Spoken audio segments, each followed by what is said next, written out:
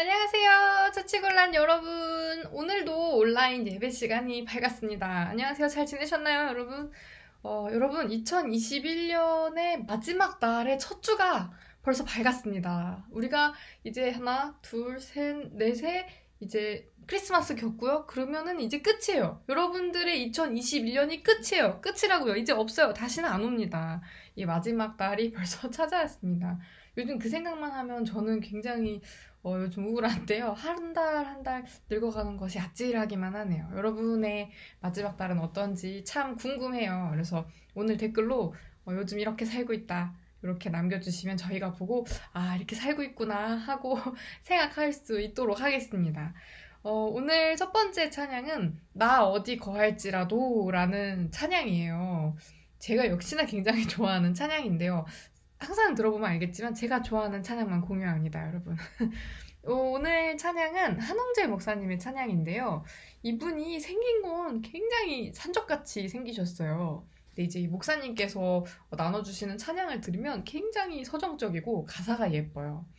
오늘 찬양도 그런데요. 내가 어디에 거할지라도 주님의 날개 아래 밑에서 나를 평안하게 지키신다, 언제나 나의 곁에 계신다 라는 내용의 찬양이 되겠습니다.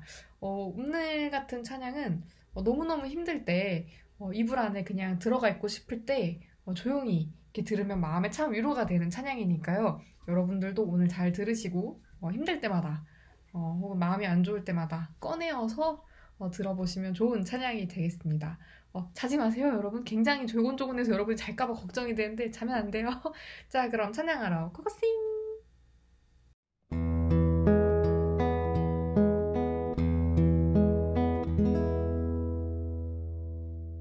나 어디 거할지라도 주 날개 나를 지키네.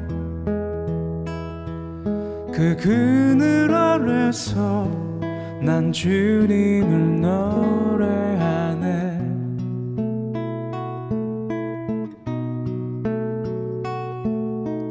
외롭고 험한 길에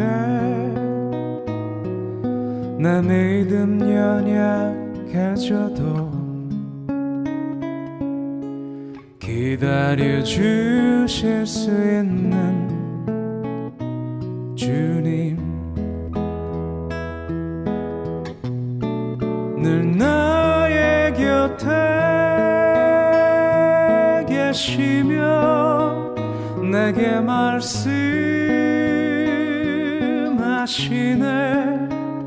내가 너를 사랑한다, 넌 두려워 말라. 나 사랑하리, 당신을 신뢰하리.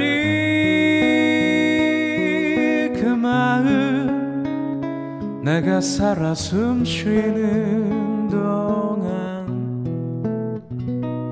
주님,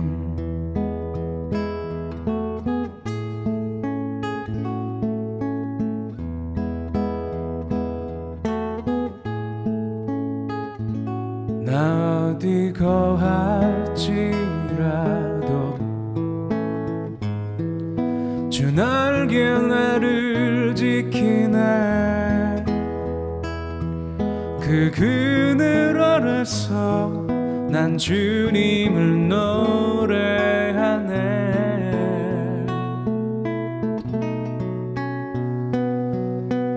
외롭고 험한 길에 내 믿음 연약해져도 기다려 주실 수 있는 주님,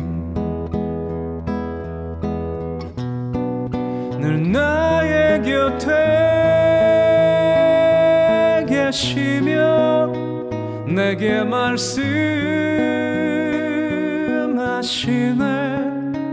내가 너를 사랑하니 넌 두려워 말라.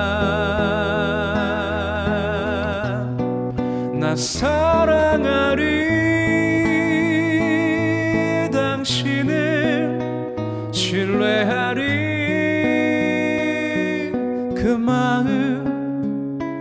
내가 살아 숨쉬는 동안 나 숨쉬는 동안 나 사는 날 동안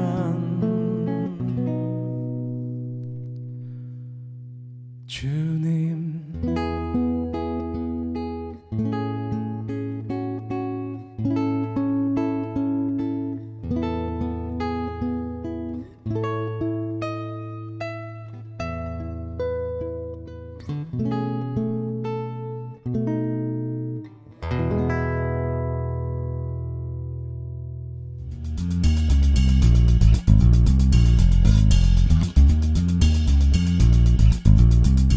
안녕하세요. 인사해주세요, 오빠. 언니. 안녕하세요. 안녕하세요. 반갑습니다. 소개 부탁드립니다. 저는 김가람입니다. 네. 자, 일단 저희 지금 어디 가고 있죠? 방동 저수지를 갑니다. 이거 방동저수지를 픽한 이유가 있어요. 원래 보통 학교를 먼저 데려다 주는 거 아니면 다들 어디 갈지 이렇게 먼저 막 픽해오는 경우가 거의 없었거든요. 그렇죠. 네, 다들 뭐 그냥 근처 카페를 간다거나 별 생각이 없다거나. 네, 생각이 없다거나 다 같이 정한다거나 이랬는데 잔잔한 물을 바라보고 싶습니다. 잔잔한 물. 아, 요즘 인생이 좀 많이 풍파가 세세요? 파도가 좀 있으신가요? 좀 그런 것 같습니다. 아, 오케이. 방동저수지 어떻게 알게 됐어요? 그 아는 언니 그 카페 알바하는 거 구경하러 갔다가 거기에서 또 아는 언니를 만나서 대단한데요? 잠깐만요. 제가 아는 언니를 보러 카페를 갔다가 아는 언니의 아는 언니를 만나서 저를 좀 놀게 해주고 싶다고 하시면서 방동 저수지에 저를 데리고 가셨어요. 이만한 가본데요? 네. 아, 진짜? 그때 추억이 좀 좋았었나 보다. 아니, 가람이가 엄청난 이과충이거든요. 정말 본인은 아니라고 하는데 아니에요. 본인은 아, 이거 좀 아니라고 생각하시는 거예요? 왜냐면 집에서 맨날 문과라는 말 들어요. 왜요? 어떻게 말했더니 문과라고 얘기를 듣나요? 왜냐면 뭐 기말고사를 끝나고 공원에 글 좀 쓰러 갈게. 공원에 글 좀 쓰러 갈게는 좀 문과 같긴 하네요. 그쵸. 이과 감성에서 나오기 힘든 멘트긴 하죠. 저는 한 번도 그런 단어를 써본 적이 없어요. 글 좀 쓰러 갈게. 이런. 글 좀 쓰러 갈 때도 없고 공원에 갈 때도 없고 공원에 글 좀 쓰러 갈게는 절대 평생 한 번 입에 담아보지도 못했던. 목사님도 약간 이과충. 저는 완전 이과충이거든요. 아닌데. 아니신 것 같은데. 전 공원에 운동하러 갈게 정도는 할 수 있어도 그냥 공원에 여간하면 안 가요. 난 집에 갈게.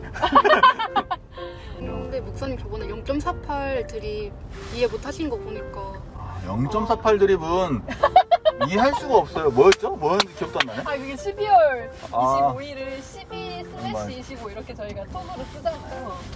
그걸 알아듣는 사람이 있어요? 설명 없이? 예를 들어서 11월 11일이다 이러면 0.99. 그러니까 그게 이과죠. 그냥 그렇게 생각을 해보는 걸 좋아요. 재밌잖아요. 날짜를 소수점으로 만드는 거? 네. 우리 딸내미가 진짜 싫어하겠네요. 요즘 그거 배우거든요. 무슨 요즘 통분 배우거든요. 그렇구나. 요즘에 자꾸 약분한 거 안 했다고 틀렸다고 한다고 굉장히 분명히 차이거든요. 이거 그냥 쓰면 되지 약분을 꼭 해야 되냐고. 약분 해야죠. 그러니까 약분 안 하면 큰일 납니다. 약분해야 됩니다, 여러분. 결론 약분을 해야 한다. 교회는 어떻게 처음 오시게 됐어요? 코로나 기간 동안에 들어온 걸로 알고 있는데 교회를 어떻게 처음 오게 됐는지 좀 이야기해 줄 수 있어요? 네. 링크처치는 제가 중학교 3학년 때 저를 좋게 봐주신 선생님이 계셨어요. 네, 그분이 학교 선생님이죠? 네, 학교 선생님이신데 그때 저를 그 겨울방학 하기 전에 저를 칭찬하시면서 그냥 혼잣말 비슷하게 신안이 좋아서 그런가? 뭐 이런 식으로 말씀하셔가지고 혼잣말로 신앙이 좋아서 그런가? 이러셔가지고 그때는 그냥 당황해서 아무 말 못했는데 겨울방학 끝나고 나서 제가 그래도 1년 동안 신앙생활 놓지 않은 것 같아서 그냥 잘 지낸 것 같다고 그냥 그렇게 그냥 한번 말씀을 들었더니 신앙 있냐고 그러냐고 그럼 교회 어디 다니냐고 물어보셨는데 제가 교회는 안 다닌다고 하니까 링크처치를 그때 추천을 해주셨어요. 아, 근데 링크처치를 추천받다니. 그분도 이 부분이 보통은 아니에요. 노멀한 분은 아니다. 일단. 그분도 좀 이상한 분이다. 일단 일단 특이한 분이다. 아니다. 존경합니다, 선생님. 감사합니다.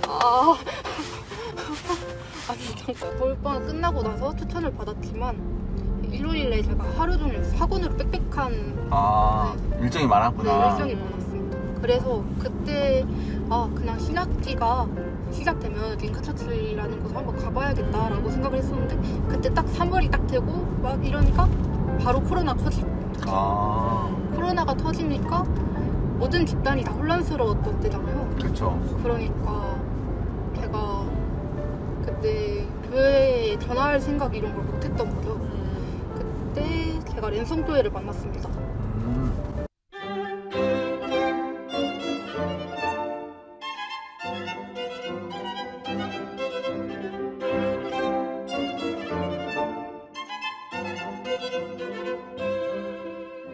그래서 랜선교회가 저의 그 좀 교회에 대한 부드러움, 불안함 이런 것들을 좀 완화시켜주고 좀 기독교인의 문화를 더 쉽게 접할 수 있도록 많이 도움을 주셨어요. 그래서 랜선교회가 저에게 교회의 통로가 되어줬고 그래서 그냥 그렇게 잘 지내다가 그런 뭔가 종교적인 그런 말이 그렇게 막 이상하게 느껴지지 않는 걸 제가 알고 이제는 교회를 가봐도 되겠다 뭔가 그런 말이 이제는 더 이상 불편하게 들리지 않는다 그냥 그런 생각이 얼핏 그때 들고 그래서 2월 3일에 제가 함께하는 교회에 제가 전화를 걸어서 그때 헌택 목사님하고 연결되고 그리고 2월 한 중순에 그때 헌택 목사님을 실제로 만나서 3시간 반 동안 얘기를 했었죠. 우리가 3시간만 얘기했어요? 네, 3시간 반 얘기했어요. 네. 근데 저는 사실 너무 재미있었어요. 사실 가람이 처음 만났을 때 그 모든 상황이 다 재밌었어요. 우선 저는 전화를 제가 직접 받은 건 아니었거든요. 이런 친구가 전화를 했다라고 했고 그래서 전화번호를 받아서 카톡인가 문자를 했던 것 같아요, 처음에. 그래서 이렇게 문자를 하여튼 뭐 연락을 하면서 전 남자인 줄 알았어요. 이게 첫 번째 제 오해예요. 이제 처음 이제 가람이를 만났을 때 여자애가 서 있는 거예요. 그래서 그게 아니었어. 너무 이해했어요. 그게 아니라 전화를 받았을 때 여자 목소리라서 맞아. 전화를 받았을 때 여자 목소리 당황했던 것 같아요. 그래서 제가 그날 사실 너무 추웠어가지고 추웠어도 차에서 얘기를 하고 싶었거든요. 그냥 차에서 얘기를 하자라고 하려고 했는데 처음 만난 여자분은 제가 차에 태워서 얘기를 하는 게 좀 부담스럽잖아요. 그래가지고 열심히 산책을 했거든요.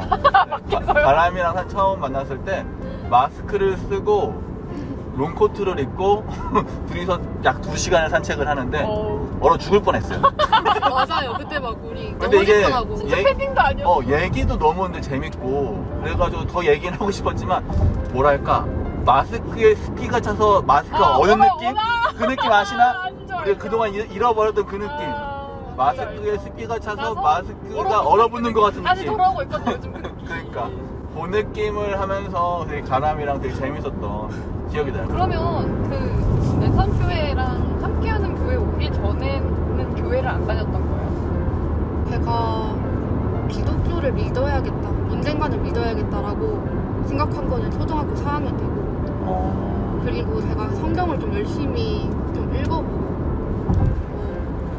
그리고 성경을 좀 공부하고 했던 때는 초등학교 6학년이고 그래서 스스로 혼자서 누가 이렇게 강요하거나 누가 이렇게 하는 사람 없이 네.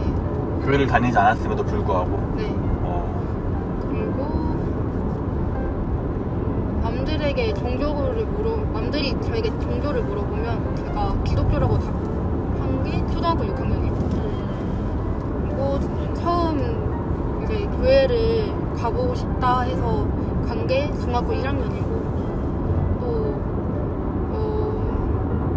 그때 좀 그래도 연고가 있었던 교회에서 좀 다른 교회를 찾아봤던 게 중학교 2학년이고 그리고 중학교 3학년 때는 교회를 안 나갔어요. 1년 동안 그 1년 동안 계속 교단 공부하고 교단이요? 네 왜요?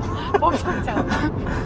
왜냐하면 제가 어떤 교회를 가야 하는가. 아, 좋은 교회를 고르고 싶어서 교단을 공부한 거예요? 네. 아, 그래서 내린 결론은? 그래서 제가 어떻게 가고 싶은 교단을 리스트를 딱 작성했어요. 난 이런 데를 갈 것이다. 그래서 제가 가장 가고 싶었던 곳이 루터교였고, 루터교. 그 다음이 성공회였고. 남들은 아무도 몰라. 맞아, 이름조차 못 들어봤어. 이 지금 여기 듣는 우리 서치골란 친구들은 루터교가 뭐냐, 맞아, 모태교가 뭐냐, 성공회는 뭐냐 이렇게 생각하실 것 같아요. 하여튼 뭐 네, 계속 이어가 주시죠. 루터교, 성공회, 그리고 보신. 뭐지? 진짜 진짜 짱짱하네요. 짱짱하네요. 그리고 마지막이 침례교였어. 아, 그리고 침례교 리스트에 들어있네요. 되게 그 앞서 리스트에 뽑아놨던 루터교 성공인 고신을 들으면 침례교랑 진짜 멀죠. 정말 대적적인. 저는 정말 놀라운 게 그렇게 리스트 뽑아놓고 링크처치를 왔다는 게 정말 하나님의 인도하심이라 알 수가 없어요. 이게 가능이나 한 그게 일인가? 가능이나 그리고 되게 열심히 다니고 있잖아요. 지금 놀라운 일이죠. 그러니까 정말. 저는 사실 링크처치 와서 우리 가람이가 진짜 저희 찬양팀하고 있거든요. 그래서 가람이가 진짜 너무 도움이 되고 너무 큰 힘이 되거든요. 사실 아무래도 제 기도가 센 게 아니었을까. 가람이의 기도보다 제 기도가 더 세지 않았을까. 가람이가 엮였다. 하나님의 아닌가요? 저는 미끼를 던진 그게 것이고 아니라 물어본 것이고. 전 지금 링크처치 다니면서 네. 오히려 더 저의 신앙에 대한 관점이 더 넓어지고, 오. 그리고 그래 봐. 오히려 더 천천히 고민할 수 있는 시간이 되어서 좀 구체적인 예가 좀 있었으면 왜 좋겠는데. 천천히 고민하게 됐어? 네. 궁금하다. 예를 들면 좀 빡센 전례, 빡센 예전 이런 것들의 의미를 전 지금 그걸 누리지 않고 못하고 있는 상태인데, 그러면 나의 실제 삶에 어떤 영향을 주는가, 이런 고민. 어쨌든 그러니까 나는 되게 좋은 게 되게 스펙트럼이 넓어졌다고 했잖아. 네. 그래서 뭔가 전례의 필요성에 대해서 느끼고 있었는데 이제는 그 의미에 대해서도 고찰할 수 있게 됐다는 네. 얘기 있잖아. 해석이 기가 막히네요. 진짜 저 놀랐잖아. 깜짝 놀랐어요. 그래서 아, 근데 그런 의미였군요. 물론 내가 우리 교회에 있어서 그런 걸 수도 있지만 나도 일로 가야지 언니. 엥? 용산 간다 우리. 잠깐만요. 상관. 우리 어디 가나? 근데 길은 있어. 다행이네. 길은 모두 하나야. 다행이네. 길은 모두 하나야. 이제 내가 찾아줄 거야 이제 어디로 갈지. 놀랍네. 데뷔가 놀랐어요 지금.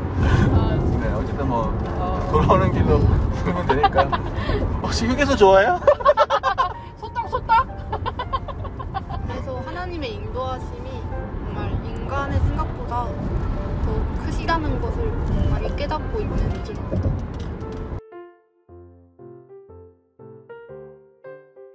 안녕하세요, 서치곤란 친구들. 이번에 같이 함께하게 될 윤주희 전도사님이에요. 잘 부탁드려요.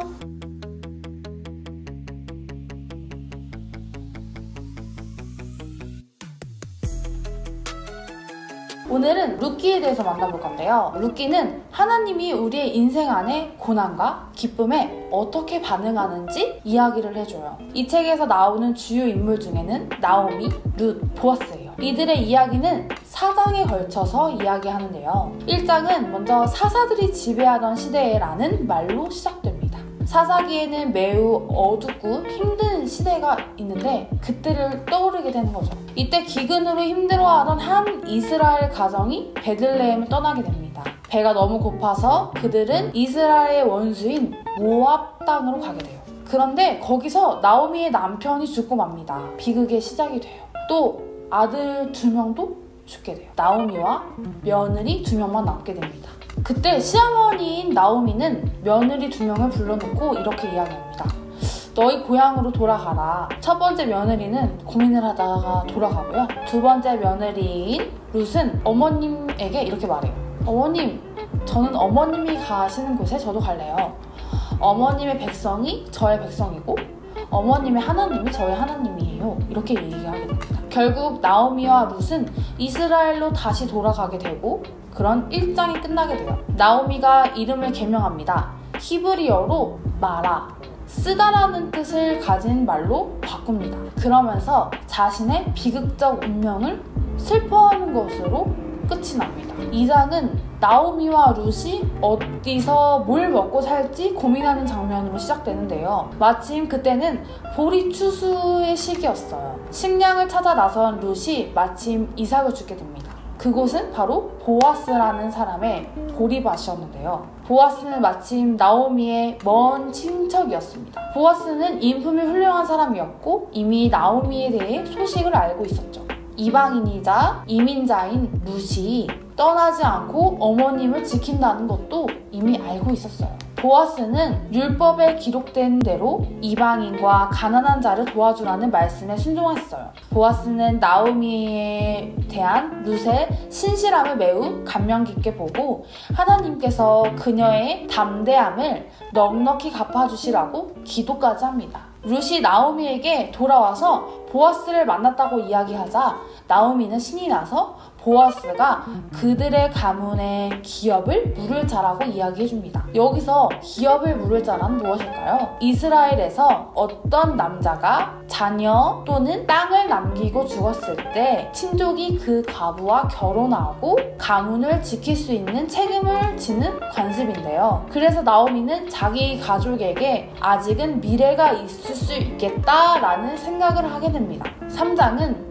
나오미와 룻이 보아스에게 자신들의 상황을 알리고자 계획을 세우며 시작됩니다. 룻은 이제 슬펐던 과부의 옷을 벗어 던지고 자신이 결혼할 수 있다는 신호를 보내는데요. 룻은 보아스를 만나러 그날 밤 타작 마당으로 갑니다. 여기서 룻은 조금 담대해지는데요. 마당에서 자고 있던 보아스가 놀라자 룻은 자신의 의사를 이렇게 말합니다. 나오미 가족의 기업을 이어서 자기와 다시 결혼해줄 수 있냐? 그렇게 청혼을 하게 됩니다. 보아스는 이방인으로 자신의 고향으로 떠나도 되는데 여기 남아서 있는 룻의 신실함을 반하게 되는데요. 룻을 보고 현숙한 여인이라고 이렇게 이야기합니다. 보아스는 내일까지 기다리라고 이야기를 하고 장로들을 만나서 이야기를 합니다. 3장은 룻이 나오미에게 그동안 일들을 말하고 함께 놀라워하며 끝이 납니다. 4장은 룻기의 대단원입니다. 마지막 순간 보아스는 나오미에게 보아스보다 더 가까운 친족이 있다는 것을 알게 되는데 실제로 그는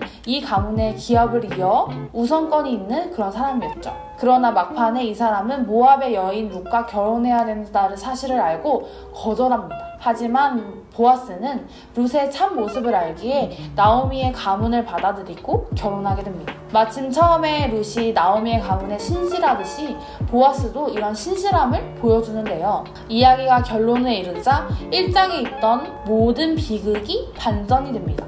남편과 두 아들의 죽음이 바뀌어 룻이 재혼하여 새로운 아들을 낳고 나오미는 기쁨이 다시 회복돼요. 이같이 서두와 결론의 대칭 구조는 더 놀라운데요. 서두에는 비극에도 불구하고 룻이 신실함을 보여줬던 것처럼 결말에는 다시 보아스가 신실한 행동으로 이 가문의 온전한 회복을 이루고 있습니다. 이러한 대칭 구조는 이 3장에서도 뚜렷하게 나타나는데요. 각 장은 나오미와 룻이 그들의 미래에 대해서 계획을 세우게 됩니다. 룻과 보아스는 섭리에 따라 만나게 되고 마침내 나오미와 룻은 모든 날들을 다시 기뻐하고 마무리됩니다. 이 아름다운 이야기는 정말 궁금한 점이 많은데요. 그건 바로 하나님에 대한 언급이 거의 없다는 것입니다. 물론 등장인물들이 하나님에 대해서 가끔 얘기는 하긴 하지만 룻기의 저자는 한 번도 하나님이 하시는 일을 직접 언급하진 않죠. 이게 바로 탁월한 점이에요. 하나님의 섭리가 모든 장면 뒤에서 인물들의 상황 뒤의 선택을 통해서 이야기를 엮어서 보여주기 때문이죠. 왜 드라마나 성공신화를 보면은 처음에 막 힘들고 막 고난 있다가 마지막에는 잘 되는 그런 느낌이에요. 처음에는 나오미는 이렇게 생각했을 거예요. 자신의 비극이 하나님에 대한 심판이라고. 처음에는 슬퍼서 자신의 이름도 바꿔요. 마라라고, 쓰다라고 바꿔요. 하지만 하나님의 계획은 나오미가 그 가문을 다시 회복시키는 일이었던 것이에요. 하나님은 룻의 대단함과 신실함을 보시고 나오미의 삶을 치유하고 나오미와 보아스를 통해 나오미의 가문을 다시 회복하게 돼요. 룻기에서 하나님의 목적과 사람의 결정과 뜻이 어떻게 상호작용하는지 보여줍니다. 하나님은 신실하게 순종하는 자기 백성을 통해 온 세상을 구원하려고 하시는 거죠.